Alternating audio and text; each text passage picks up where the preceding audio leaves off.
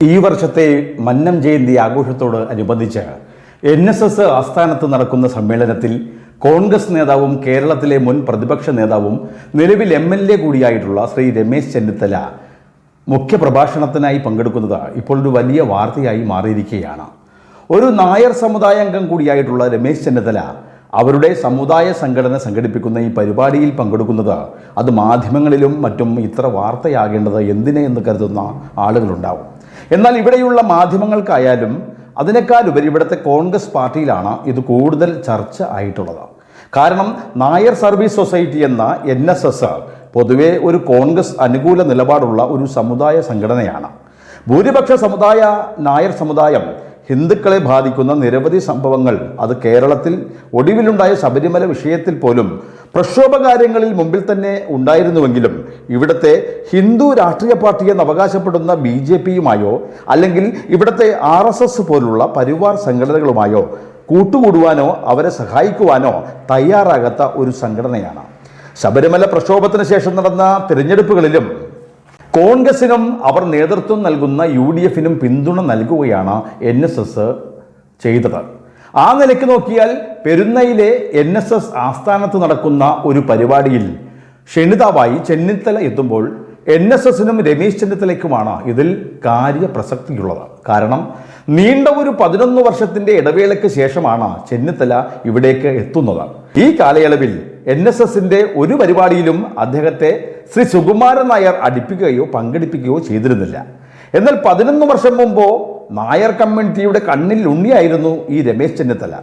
Leader K കരുണാകരനോടൊപ്പം നിന്ന് കോൺഗ്രസിനെ അടക്കി വാണിരുന്നപ്പോഴും അങ്ങ് ഡൽഹിയിൽ തൻ്റെ പ്രതാപ കാലഘട്ടത്തിലും തൻ്റെ സ്വന്തം സമുദായ സംഘടനയോട് വലിയ ഒരു ആഭിമുഖ്യമാണ് ചെന്നിത്തല പ്രകടിപ്പിച്ചിരുന്നത്.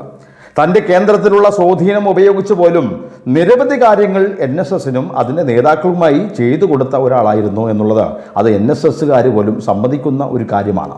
എന്നാൽ കോൺഗ്രസിൽ മാറ്റങ്ങൾ കടന്നുകൂടിയപ്പോൾ ശ്രീ ഉമ്മൻചാണ്ടിയും അദ്ദേഹത്തിൻ്റെ കൂട്ടരുടെയും അതിപ്രസരം കോൺഗ്രസിൽ കടന്നുകൂടിയപ്പോൾ ഉമ്മൻചാണ്ടി മുഖ്യമന്ത്രി സ്ഥാനത്തും തുടർന്ന് 2013 തിരുവനന്തപുരത്തെ ഒരു പരിപാടിക്കിടയിൽ NSS ജനറൽ സെക്രട്ടറി ആയിരുന്ന ശ്രീ സുകുമാരൻ നായർ തൻ്റെ പ്രസംഗത്തിനിടയിൽ ശ്രീ രമേശ് ചെന്നിത്തലയെ താക്കോൽ സ്ഥാനത്ത് നിന്ന് പ്രവർത്തിക്കുന്ന ഒരു മന്ത്രിയായി ഉമ്മൻചാണ്ടിയുടെ മന്ത്രിസഭയിൽ ഉൾപ്പെടുത്തണമെന്നും അതല്ല എങ്കിൽ അധികാരത്തിലിരിക്കുന്ന UDF സർക്കാരിന് അത് ദൂരവ്യാപകമായിട്ടുള്ള പ്രത്യാഘാതങ്ങൾ തുടർന്നുണ്ടാകുമെന്നും ഒരു ഭീഷണി മുഴക്കിയുണ്ടായി.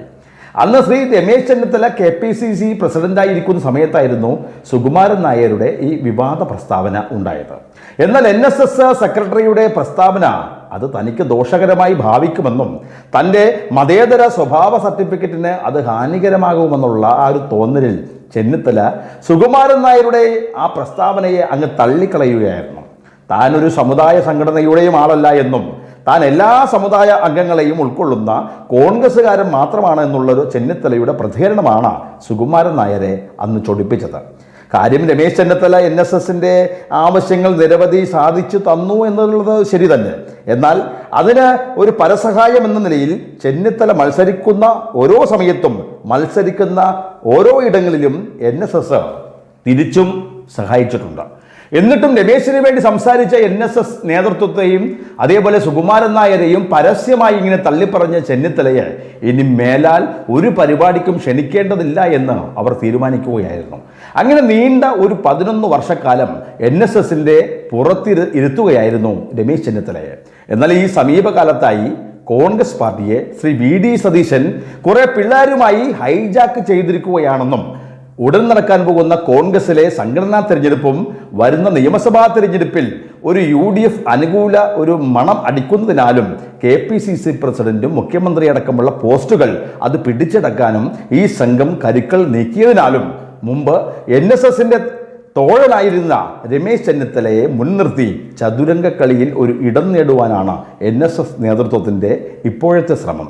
ഇതൊരു സുപ്രഭാതത്തിൽ ശ്രീ സുകുമാരൻ നായരുടെ തലയിൽ ഉദിച്ചുയർന്നു വന്ന ഒരു ബുദ്ധിയൊന്നുമല്ല, മറിച്ച് കോൺഗ്രസിനുള്ളിലെ മറ്റു സമുദായാംഗങ്ങൾ കൂടിയായിട്ടുള്ള നേതാക്കൾ അങ്ങനെ കൂടിയിരുന്ന് ആലോചിച്ച് എടുത്ത ഒരു ഫോർമുലയാണിത്. നിലവിലെ പ്രതിപക്ഷ നേതാവും കോൺഗ്രസ് നേതാവുമായ ശ്രീ VD സതീശൻ ഒരു നായർ സമുദായത്തിൽപ്പെട്ട ആളാണെങ്കിലും സതീശനോട് NSS നേതൃത്വത്തിനോ ശ്രീ സുകുമാരൻ നായർക്കോ അങ്ങനെ വലിയ താല്പര്യമൊന്നുമില്ല. അതുകൊണ്ട് തന്നെ പെരുന്നയിലെ NSS പരിപാടിയിലൊന്നും സതീശനെ NSS അങ്ങനെ ക്ഷണിക്കാറുമില്ല. പിന്നെ സതീശൻ തിരഞ്ഞെടുപ്പിൽ മത്സരിക്കുമ്പോൾ അവിടെ എതിർ സ്ഥാനാർത്ഥി ഇതര സമുദായത്തിൽപ്പെടുന്ന ഒരാളാകുമെന്നതിനാലും പ്രാദേശിക NSS കരയോഗങ്ങളുമായിട്ടുള്ള സതീശന്റെ ആ ബന്ധം ഉപയോഗിച്ചാണ് സതീശൻ തനിക്കുള്ള സ്വന്തം സമുദായത്തിന്റെ വോട്ട് അങ്ങനെ ഉറപ്പാക്കുന്നത്. മാത്രമല്ല സുകുമാരൻ നായരെ ഇങ്ങനെ തൊഴുത് ഓച്ചാനിച്ച് നിൽക്കാത്തവരെ സുകുമാരൻ നായർ മൈൻഡ് ചെയ്യാറുമില്ല. അങ്ങനെ തൻ്റെ ഇംഗീതത്തിനനുസരിച്ച് നിൽക്കുന്ന കോൺഗ്രസിലെയും BJPയിലെയും LDFിലെയും ചില തലമുതിർന്ന നേതാക്കളെ സുകുമാരൻ നായർ ഇങ്ങനെ NSSന്റെ ബോർഡ് അംഗങ്ങളായി ഉൾപ്പെടുത്തിയിട്ടുമുണ്ട്. എന്നാൽ 2025 പുതുവത്സര പുലരിയിൽ ജനുവരി 2 ചങ്ങനാശ്ശേരിയിലെ NSSന്റെ മന്നം ജയന്തി പരിപാടിയിൽ സ്വന്തം സമുദായ അംഗങ്ങൾക്കാണ് പരിഗണന കൊടുക്കുന്നതെങ്കിൽ കേന്ദ്രമന്ത്രിയായിട്ടുള്ള ശ്രീ സുരേഷ് ഗോപിയെ കൂടി പങ്കെടുപ്പിക്കേണ്ടതാണ്. എന്നാൽ നായർ സമുദായ അംഗം കൂടിയായിട്ട് പ്രത്യേകിച്ച് ഒരു കേന്ദ്രമന്ത്രി കൂടിയാണ് എന്നിട്ട് പോലും സുരേഷ് ഗോപിയെ ഈ സമ്മേളനത്തിലേക്ക് പങ്കെടുപ്പിക്കാത്തത് അത് ഈ പരിപാടി മറ്റെന്തോ ലക്ഷ്യത്തിന് വേണ്ടിയിട്ടുള്ളതാണ് എന്ന് തന്നെ നാം കരുതേണ്ടി വരും. സംഗതി നായർ സമുദായത്തിൻ്റെ ഉന്നമനത്തിന് വേണ്ടി 1914 ശ്രീ മന്നത്ത് പത്മനാഭന്റെ നേതൃത്വത്തിൽ ഒരു പറ്റം യുവാക്കൾ ചേർന്ന് ഉണ്ടാക്കിയെടുത്ത ഈ സംഘടന ശ്രീ കേളപ്പൻ ആദ്യ പ്രസിഡന്റായും മന്നത്ത് പത്മനാഭൻ ജനറൽ സെക്രട്ടറിയായും സേവനമനുഷ്ഠിക്കുകയും അക്കാലത്ത് നായർ സമുദായ അംഗങ്ങളുടെ ഇടയിൽ നിലനിന്നിരുന്ന അനാചാരങ്ങൾക്കെതിരെ പോരാടുകയും സമുദായ അംഗങ്ങളെ ഈ കാര്യത്തിൽ ബോധവൽക്കരിക്കുകയും ചെയ്തിരുന്നപ്പോൾ തന്നെ ആ കാലത്ത് അയിത്തം എന്ന ദുരാചാരത്തിനുമെതിരെ അന്നത്തെ നായർ സമുദായം ഇറങ്ങിത്തിരിച്ചിരുന്നതിൻ്റെ ഒരു നേർചിത്രമായിരുന്നു അന്ന് അവർ നടത്തിയ മിശ്രഭോജനം.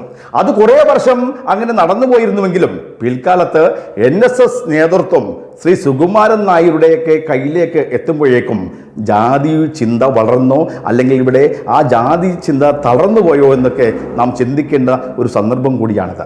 ഏതായാലും NSSും സുകുമാരൻ നായരും ശ്രീ രമേശ് ചെന്നിത്തലയെ പിന്തുണയ്ക്കുമ്പോൾ VD സതീശനേക്കാൾ എന്തുകൊണ്ടും നല്ലത് ശ്രീ രമേശ് ചെന്നിത്തല തന്നെയാണെന്ന അഭിപ്രായമാണ് SNDPയുടെ ജനറൽ സെക്രട്ടറി ആയിട്ടുള്ള ശ്രീ വെള്ളാപ്പള്ളി നടേശനുമുള്ളത്.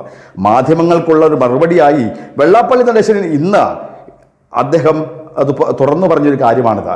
ഏതായാലും രമേശ് ചെന്നിത്തലയും NSSും തമ്മിലുണ്ടായിരുന്ന ആ അകൽച്ചയ്ക്ക് ഒരു മഞ്ഞുരുക്കം ഉണ്ടായതുപോലെ ചെന്നിത്തലയെ മുൻനിർത്തിക്കൊണ്ട് SNDPയും NSSും തമ്മിലുള്ള ആ ഒരു അകൽച്ചയ്ക്കും ഒരു മഞ്ഞുരുക്കം ഉണ്ടാകുമോ എന്നാണ് ഇനി നാം കാണേണ്ടത്.